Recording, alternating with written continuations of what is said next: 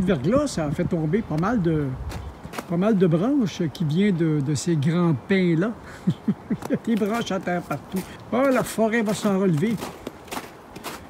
Elle s'en relève toujours. Je me rappelle au verglas de 98, chez mes amis qui ont une sucrerie, on a ramassé du bois à terre, là, pour pouvoir chauffer les poêles pour faire du sucre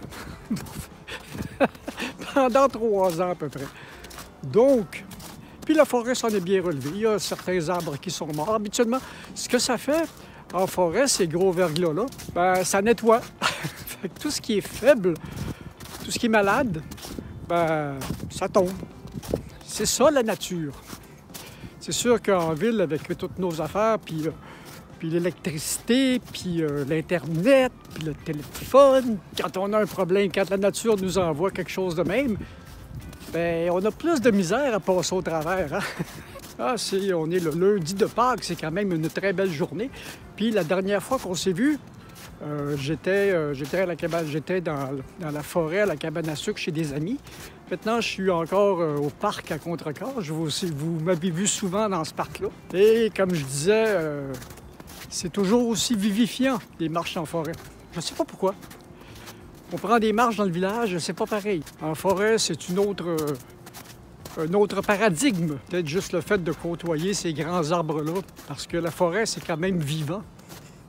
Même quand il neige, comme même sous la neige, c'est vivant. Oups, le chemin pour se rendre à l'observatoire est assez, je dirais pas difficile, mais c'est cabossé un peu. Il faut que je fasse attention pour marcher bien au centre parce que ça défonce facilement. Ah, j'y suis presque. Oui, la glace s'en va tout doucement. Je vous ai montré, maintenant, on va avoir vu l'observatoire sur presque toutes les saisons.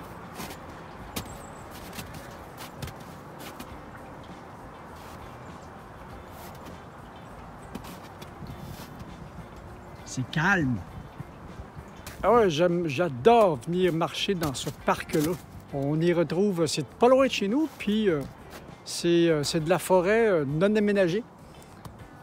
Ou ça l'a peut-être déjà été, mais ça l'est plus. Ce sont comme toutes les bestioles que l'on retrouve dans cet étang.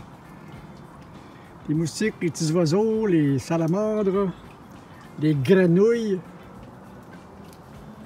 Ah, il est même censé avoir ça aussi. Ah bon. Ah, j'ai hâte que l'été revienne pour voir toutes ces belles merveilles-là dans la tourbière, auquel nous sommes au-dessus de la tourbière, sur une belle passerelle, pour pas qu'on marche dans la tourbière, parce que de toute façon, l'été, c'est mou et ça enfonce, puis quand la neige, si la neige fond rapidement, la mare va déborder, puis on va être dans l'eau, ici. Donc, j'ai hâte, mais là, avec la neige qu'il y a, on n'est pas rendu encore, ça va prendre... On est en avril. Encore beaucoup de neige en forêt. Et dès qu'on est sur la lisière de la forêt, il n'y a plus de neige. Bon, je ne sais pas à combien de kilomètres je vais faire aujourd'hui. Et je suis la piste. Et la piste est facile à suivre parce que même si par endroits c'est pas très bien indiqué, les passages des gens ont tapé la neige, puis ça fait de la glace. Donc, on suit la glace. Regardez ça.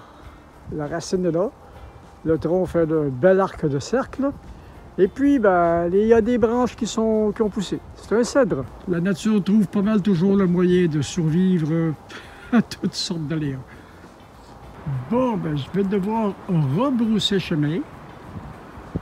Je ne peux pas faire le tour comme je pensais. Le sentier, il est fermé.